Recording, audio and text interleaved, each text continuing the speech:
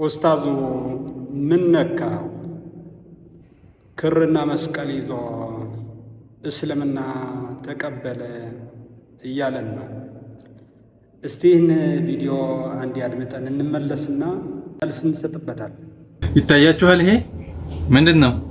አላሁ አክበር። በቲክቶክ አይቶን 400 ምናምን ኪሎ ሜትር አቆራርጦ መጥቶ እስልምና ተቀብሏል። ወንድማችን መጠየቅ ያለበትን ጠይቆ 400 ምናምን ኪሎ ሜትር አቆራርጦ መጥቶ በአካል እስልምናውን ተቀብሏል ማለት ነው። ወንድማችን አላሁ አክበር።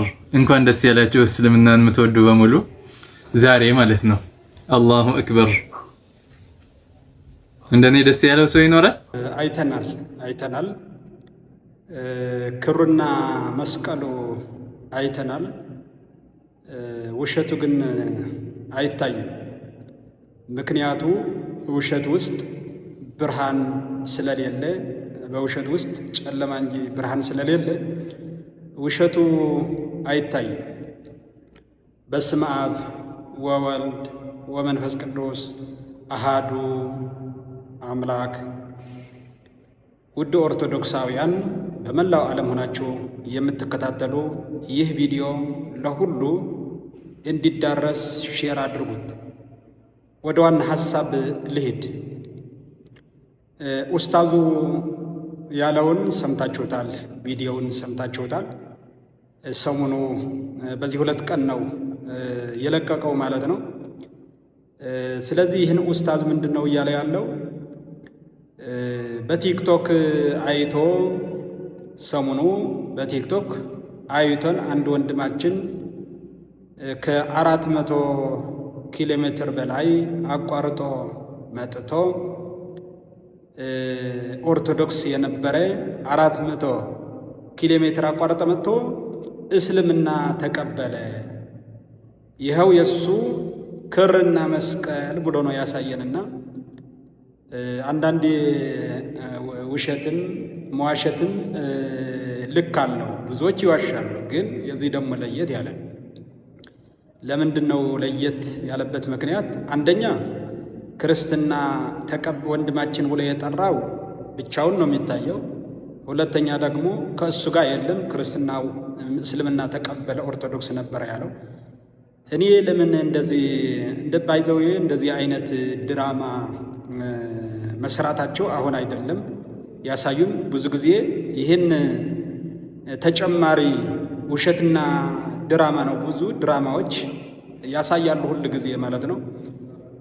4-5 አካውንት አስከፍተው መጀመሪያ ስም ይሰጡና ስልጠና ሰጥተው እኔ የክርስትና ስሜ እገሌ ይባል ነበረ፣ እህቶቻችንም ወንድሞቻችንም እንደዚህ እያሉ ድራማ እየሰሩ በክርስትና በኦርቶዶክስነት የነበረ እያሉ በድምፅ ብቻ በሪካርድ እያሰሙ እንደዚህ አይነት ድራማ ሲሰሩ ብዙዎች እንመለከታለን።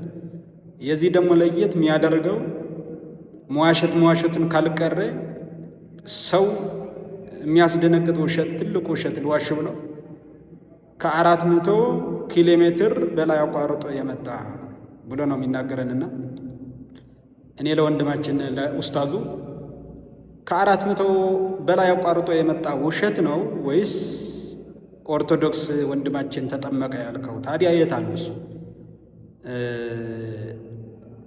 እጅህ ላይ የያዝከው እኮ ክርና መስቀል ነው። መስቀሉ ይታያል፣ ክሩም ይታያል። ለምን? እውነተኞች የመስቀልና የክር እምነታቸው ፍቅር ያላቸው ሰዎች በርቀት ያዩታል። ትልቁ ውሸት ግን አይታይም። ከ400 ኪሎ ሜትር በላይ አቋርጦ የመጣ ወንድማችን ያልከው ውሸት ነው እንጂ ወንድም የመጣ የለም። ስለዚህ ለምን እንደዚህ አይነት ድራማ እንደሚያስፈልጋቸው ይህን ኦንላይን መዋሸት ተጀመረ። መዋሸትስ ጥቅም አለው? እንደዚህ ስታደርግ አላህ ብለህ የምታመልከው ፈጣሪስ ይፈቅዳል? እንደዚህ አይነት ድራማ መስራት ይህን ባይዘዌ ለእስልምናም ጠቃሚ ብዬ አላስብም። ብዙዎች ልታስቡበት ይገባል። እንደዚህ አይነት ድራማ ማንም ሰው የሚፈልገውን እምነት የመከተል መብት አለው።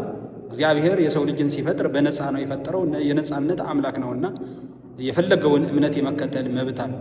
ግን ያልሆነ ሆነ፣ ያልታየ ታየ ብሎ በአደባባይ በኦንላይን ለዛም አንዱ ኦርቶዶክስ ወንድማችን ብሎ ጠርቶ እንደዚህ አይነት ማስተላለፍ ግን ይሄን ነውር ነው፣ ያስተዛዝባልን ጭምር ማለት ነው። አንተ እጅህ ላይ አንጠልጥለህ ይዘኸው ያለው ክርና መስቀል ነው። ከመዝሙር ቤት ገዝተህ ወስደውም ሊሆን ይችላል። ክርስትና እስልምና የተቀበለ ልጅም አላየንም እና እንደዚህ አይነት ድራማ ለምን አስፈለገ? ውሸት ከዲያብሎስ ነው፣ እውነት ደግሞ ከእግዚአብሔር ነው። በዮሐንስ ወንጌል ምዕራፍ 8 ቁጥር 44 ላይ ጌታችን መድኃኒታችን ኢየሱስ ክርስቶስ የተናገረው ቃል አለ።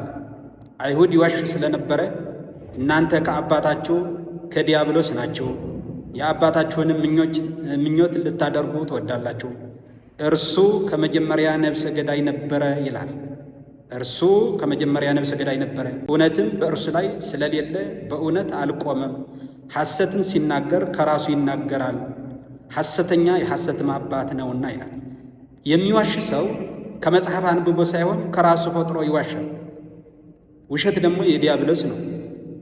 አቀናብሮ ማቅረብ የዲያብሎስ ነው። እውነት ከእግዚአብሔር ነው፣ ሐሰት ከዲያብሎስ ነውና የሐሰት አባት ተብለውም ተጠርተዋል። ዲያብሎስ የሚዋሸውም ፈጥሮ ከራሱ ነውና እንዲህ ፈጥረህ ታወራለህ ማለት ነው።